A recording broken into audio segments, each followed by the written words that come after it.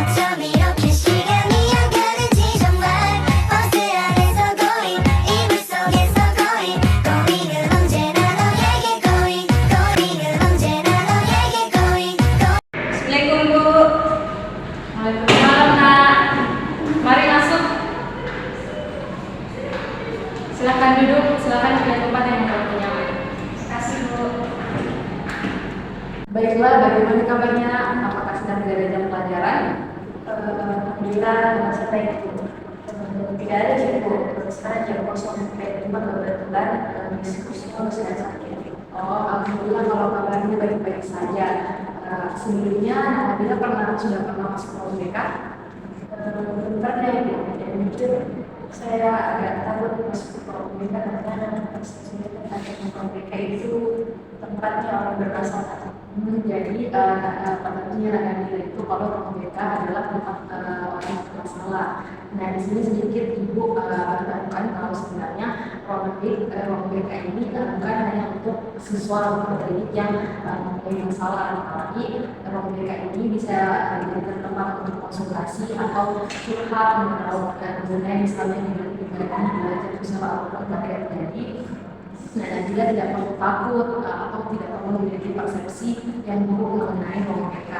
Nah, nantinya juga adalah tidak usah merasa takut untuk mengungkapkan masalah atau informasi yang ingin diberitakan kepada ibu, karena di dalam UMBK itu ada kode etik.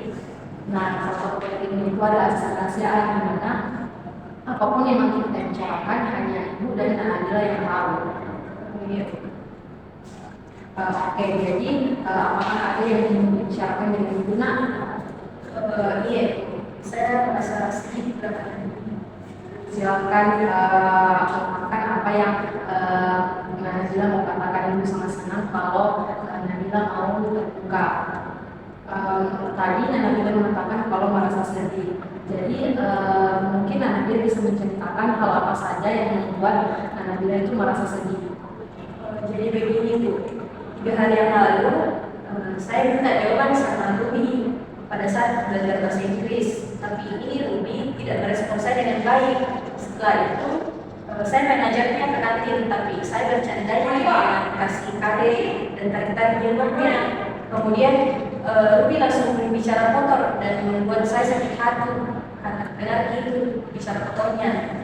Dan anehnya teman-teman di kelas juga bilang Ruby tak. Jadi Nabila ini merasa hati karena Ruby itu berbicara kotor pada saat ditarik jilbabnya.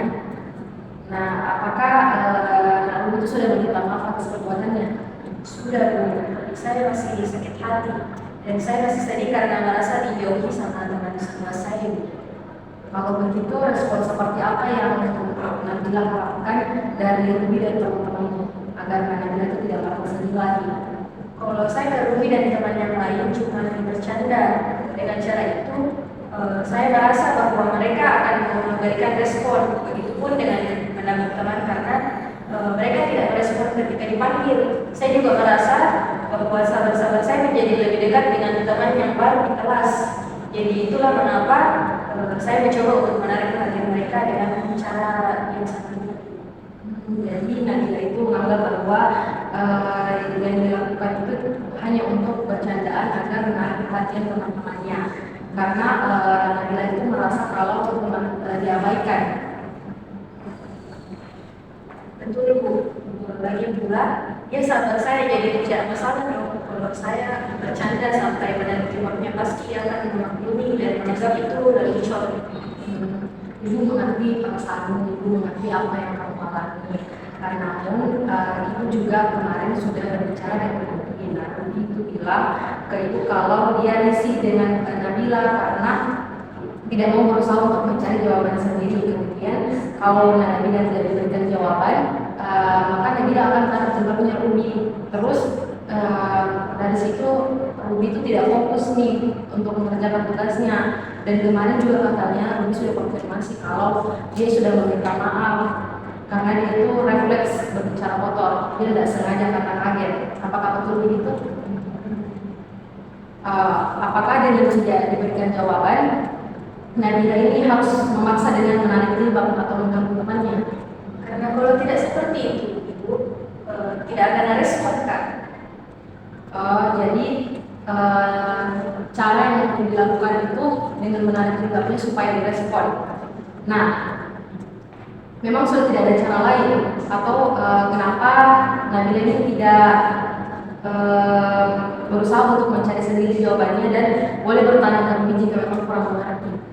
Saya sudah sulit memahami setiap mata pelajaran harus dijelaskan berulang kali. Maka dari itu saya akan melakukan perilaku yang tadi agar tetap mendapatkan jawaban. Memang Nabila ini juga sering bercanda dengan temannya dengan misalnya mengumpul. Iya, saya selalu bercanda dengan mereka.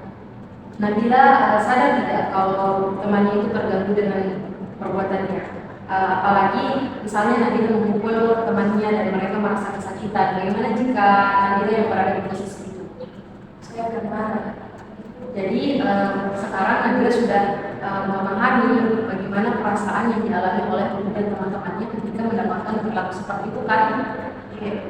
Sebenarnya saya tidak ada maksud untuk buat teman-teman risih, jengkel dan tersakiti ketika melakukan perilaku yang sudah tadi saya lakukan. Tapi saya anggap hal yang biasa dan saya rasa teman-teman bisa menerima perilaku tersebut sebagai bahan candaan.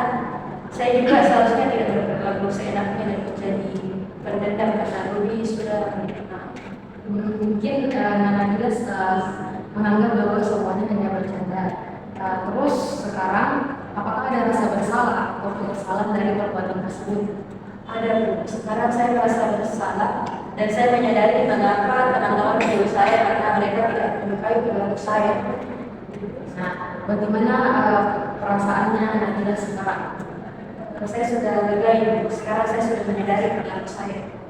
Nah, jadi setelah Nabila menyadari perilakunya, kemudian mengetahui mengenai faktor-faktor apa saja yang membuat temannya menjauh, jadi setelah konseling berakhir, rencana apa yang akan kamu lakukan? Saya akan mencoba merubah kebiasaan yang buruk tadi dan mencari cara agar saya dapat kembali diterima dengan baik oleh sahabat dan teman saya di kelas.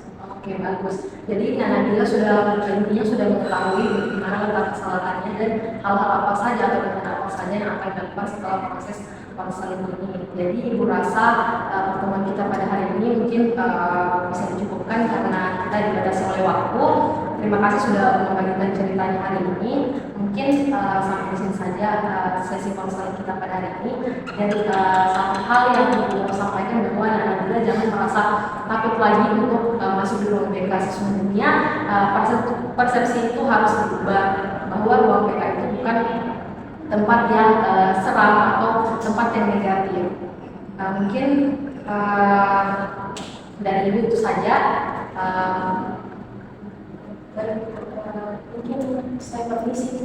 Ya.